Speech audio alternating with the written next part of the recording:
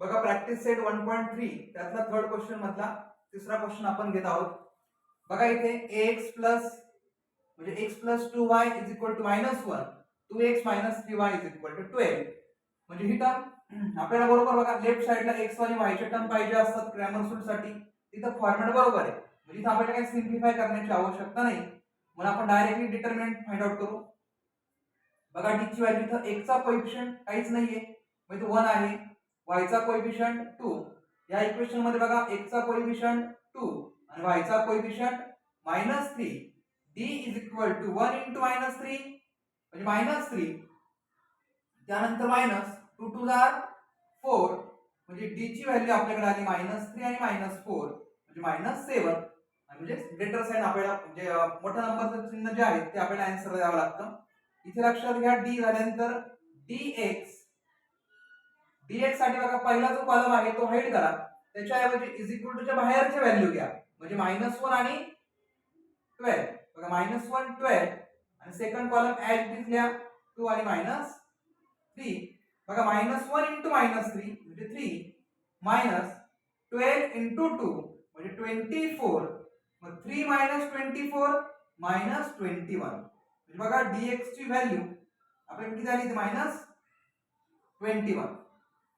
त्यानंतर आपल्याला find out करायचा आहे dy काढण्यासाठी बघा पहिला कॉलम जो आहे तो ऍज इट इज घ्या 1 2 सेकंड कॉलम हाईड करून त्याच्याऐवजी इज इक्वल टू च्या बाहेरची व्हॅल्यू -1 आणि 12 बघा इथे 1 इंटू 12 12 मायनस 2 इंटू -1 म्हणजे -2 मायनस मायनस प्लस 12 प्लस 2 14 म्हणजे अशा पद्धतीने आपण ही व्हॅल्यू काढली dy ची.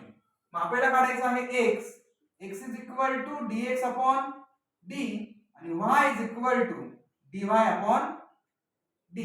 बघा dx ची व्हॅल्यू -21 अपॉन d ची value -7 minus minus will get cancel 7 3 जा 21. इथे y मध्ये बघा dy ची व्हॅल्यू 14 डिवाइड बाय d ची व्हॅल्यू -7 म्हणजे 7 2 जा आणि मायनस असल्यामुळे आपण y ची व्हॅल्यू घेतली मायनस म्हणजे अशा पद्धतीने आपल्याकडे x आणि y यांच्या व्हॅल्यू निघाले आहेत 3 आणि -2. बघा next example 6x - 4y = -12 8x - 3y = -2. बघा डायरेक्टली आता डिटर्मिनंटची व्हॅल्यू घ्या कारण फॉर्मॅट आपला बरोबर आहे लेफ्ट साइड x y ची व्हॅल्यू आपल्याला पाहिजे असतात. बघा इथं x चा कोएफिशियंट 6 y चा कोएफिशियंट -4 या इक्वेशन मध्ये x चा कोएफिशियंट 8 y चा कोएफिशियंट -3 बघा 6 इंटू -3 म्हणजे हा होतो -18. त्यानंतर आपण घेतो मायनस इथे लक्षात घ्या 8 4 जा 32 इथे मायनस असल्यामुळे त्याला -32 आणि हा मायनस मायनस काय आला इथे प्लस आलं लक्षात म्हणजे 32 -18 म्हणजे बघा 12 मायनस समजा 8 गेले तर 4 कॅरी 1 म्हणजे 3 म्हणजे किती उरला तो आपल्याकडे 14 म्हणजे d ची व्हॅल्यू जी आपल्याकडे आलेली आहे ती किती आहे 14. त्यानंतर आपल्याला फाइंड आउट करायचं आहे dx ची टर्म बघा पहिला जो कॉलम आहे तो हाईड करा त्याच्याऐवजी इज इक्वल टू च्या बाहेरच्या व्हॅल्यू घ्या म्हणजे -12 आणि -2 इकडचा कॉलम बघा -4 आणि -3 बघा -2 12 -12 इंटू -3 म्हणजे मायनस मायनस तर प्लस साइन होऊन जाणार आहे मग डायरेक्टली 12 इंटू 3 म्हणजे किती होईल तो 36 मायनस इथे बघा मायनस मायनस त्याचा साइन प्लस होणार आहे त्यामुळे आपला हा मायनस ऍज इट इज राहील 4 2 जा 8 लक्षात घ्या 36 - 8 म्हणजे हा किती होईल आपल्याकडे 28 म्हणजे हा काय निघतो आपल्याकडे dx ची व्हॅल्यू आपल्याकडे आली 28.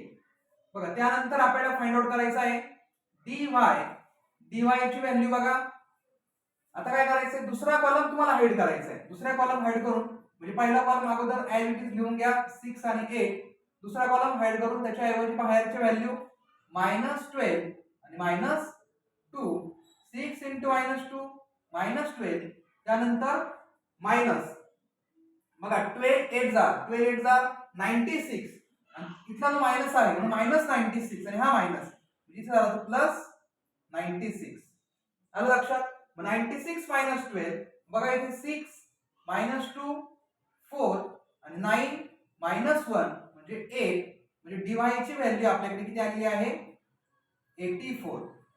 बघा मग इथं x is equal to dx upon d आणि y is equal to dy upon d. बघा dx ची व्हॅल्यू येते 28 आणि d ची व्हॅल्यू 14, dy ची व्हॅल्यू 84 आणि d ची व्हॅल्यू 14. बघा 14 2 जा 28 आणि 14 2 जा 28 आणि 14 6 जा 84. म्हणजे अशा पद्धतीने x आणि y च्या व्हॅल्यू आपल्याकडे निघालेले आहेत 2 आणि 6. बघा next example 4m plus 6n is equal to 54. त्यातला second example 3m plus 2n is equal to 28. तर बघा d ची व्हॅल्यू बघा आता तुम्हाला कोएफिशियंट काय दिलेले आहेत m आणि सॉरी व्हेरिएबल आहेत m आणि n. तर m चा कोएफिशियंट आहे 4, n चा कोएफिशियंट 6, इथे बघा m चा कोएफिशियंट 3 आणि n चा कोएफिशियंट 2. बघा त्यांचा आपण क्रॉस मल्टिप्लिकेशन करू. 4 into 2 8 minus 6 3 जा 18. मग 8 minus 18 म्हणजे हा झाला आपल्याकडे minus 10. बघा d ची व्हॅल्यू आपल्याकडे आलेली आहे minus 10. त्यानंतर इथे लक्षात घ्या dx आपल्याला काढायचा आहे. त्यासाठी पहिला कॉलम हाईड करा, त्याच्याऐवजी इज इक्वल टू च्या बाहेरची व्हॅल्यू घ्या. म्हणजे 54 आणि 28. बघा 54 इथे 28. सेकंड कॉलम बघा ऍज इट इज 6 आणि 2. बघा आता इथं 54 into 2 म्हणजे किती मिळतो 108 आणि 6 into 28 6 168. बघा मग याचं मायनस करा. 108 मायनस 168 म्हणजे आपल्या आन्सर इथं असणार आहे 8 मायनस बघा इथं 8 मायनस 8 केला तर 0, 6 ऍज इट इज 1 मायनस 1 म्हणजे मायनस 60. म्हणजे अशा पद्धतीने आपण dx काढलेला आहे मायनस 60. त्यानंतर बघा dy साठी पहिला कॉलम जो आहे तो ऍज इट इज ठेवा 4 आणि 3 आणि दुसरा कॉलमच्या ऐवजी बघा बाहेरची व्हॅल्यू घ्या 54 आणि 28. बघा इथं 4 into 28 बघा 4 into 28 म्हणजे 112 मायनस 54 into 3 बघा 54 into 3 म्हणजे 162. बघा मग इथं 112 मायनस 162 म्हणजे येणारा आन्सर आहे आपल्याकडे मायनस 50. म्हणजे ही आहे dy ची व्हॅल्यू मायनस 50. म्हणजे x is equal to dx upon d आणि y is equal to dy upon d. मग dx ची व्हॅल्यू मायनस 60 अपॉन d ची value minus 10. Minus minus will get cancel. इथे 6 dy ची व्हॅल्यू मायनस 50 आपण इथं minus 10. लक्षात घ्या minus minus will get cancel. 10 5 are 50. म्हणजे अशा पद्धतीने x आणि y याची व्हॅल्यू आपल्याकडे निघालेली आहे 6 आणि 5. बघा next example 2x plus 3y is equal to 2. आता हा फॉर्मॅट बरोबर आहे, पण इथे बघा फ्रॅक्शन फॉर्म मध्ये आपल्याला आलेला आहे म्हणून याला आपण सिम्प्लिफाय करून घेऊ. बघा हे 2 जे कॉमन घेऊ आपण काय करू बोथ साइड मल्टिपल बाय 2 लावू. या इक्वेशनला फक्त मी सॉल्व्ह करतोय. लक्षात घ्या बोथ साइड जर मल्टिपल बाय बघा ह्या इक्वेशन साठी both sides multiple bye 2 multiple लावल्यामुळे काय होतं 2x मायनस इथे 2 मल्टिपल झाल्यामुळे मायनस 2 विल गेट कॅन्सल.